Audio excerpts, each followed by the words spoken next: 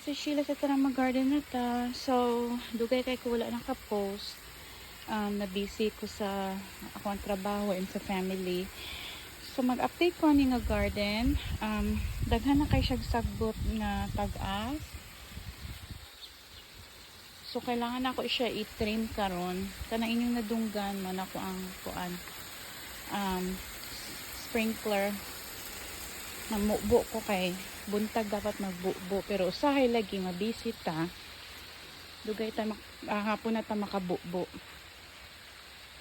So gikapoy na kog tan-aw ani matag-as nga weeds anya diri pod sa pika. So ako na siyang i-trim nya kaning mga baliko nga mga sunflower. Tapoy na po kog tan-aw ani natid ako kay sunflower diri nya ako ang putol guys kay tung last time na nag-storm na nabalikog siya baliko whatever.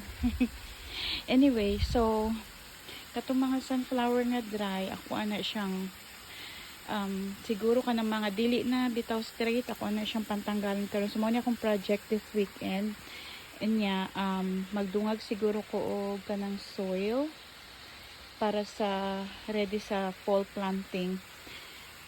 So nagpatubo din kong mga seeds sa sulod sa balay guys kay init ka ay wala man koy greenhouse. So mautos sulod na lang sa balay sa windowsill. Alright guys, so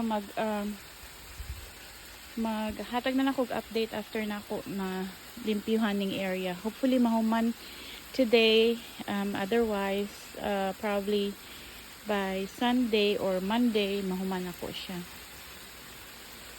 malimpyuhan na ni nga area para andam sa fall planting. Right guys, thank you for watching.